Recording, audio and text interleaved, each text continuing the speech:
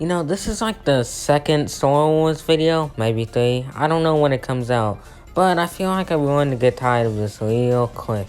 But in the meantime, we have Obi-Wan, and watching this show was a roller coaster of emotions. Stuff like this is what makes me hate Disney more and more. Well, at least this show was good for what it is, but why don't we just jump right into episode 1? Episode 1 is so good, man. Like, no joke. This is amazing. It's a perfect follow-up on the prequels and character study on Obi-Wan. But then there's the points with Leia, and when you see her in this episode, you get hit by reality and remember who's hiding. There's a scene where Leia gets chased by mercenaries, and these trained killers are outpaced by an 8-year-old. And whenever Leia goes under a branch, it's like they just stand there, like they don't know how to bend down. And I know that's a stupid nitpick, but it still could have been done better, just like everything in my life. A highlight of the episode and the series is Ava. I don't really have much to say about her character, but I sure know the fans do. Well, you idiot, I said across her nose, not up it!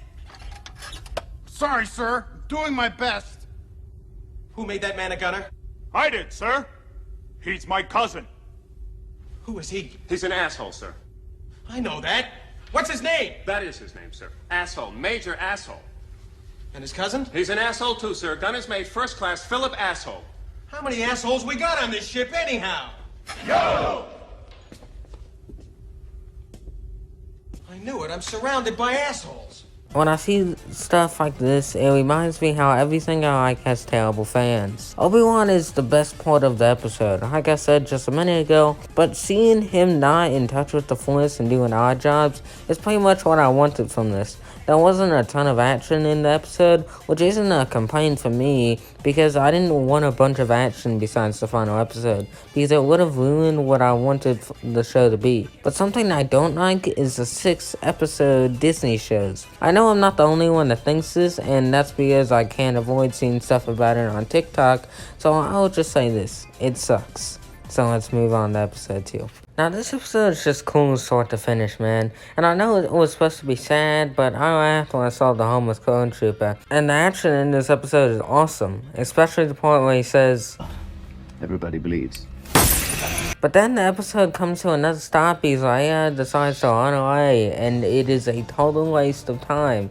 At least the climax of the scene is good when Kenobi catches her with the Force. I like the fake Jedi in the middle of the episode who would scam families out of their money. Okay, I'm going to combine episode 3 and 4 because they're both kinda mid. This was around the time when people were saying the show was bad, and I honestly can't blame them. The first 2 episodes are good, but episode 3 and 4 have that sequel trilogy kind of writing, if you know what I mean. Like in episode 3, after Kenobi kills a couple stormtroopers, he breaks the laser fence thing even though they could have just walked around it. I know it just sounded like cinema scenes there, but it's not like it's slightly in the background. You can see the open space. So now do you get it?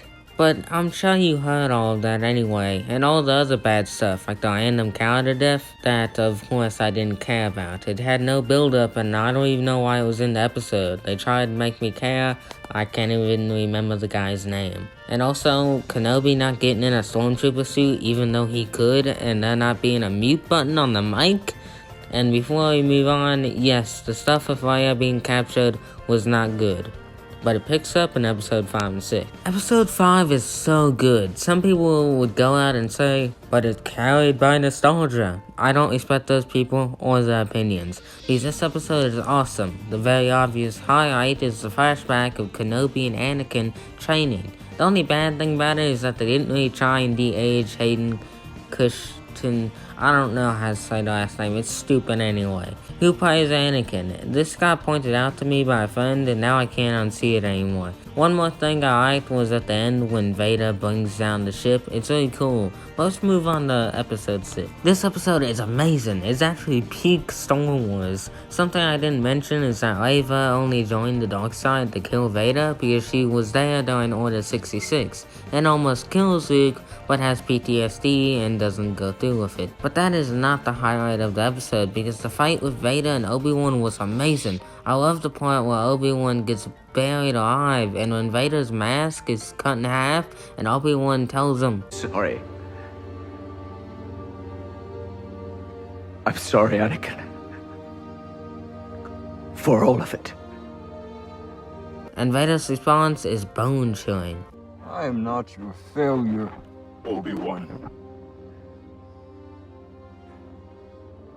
You didn't kill Anakin Skywalker.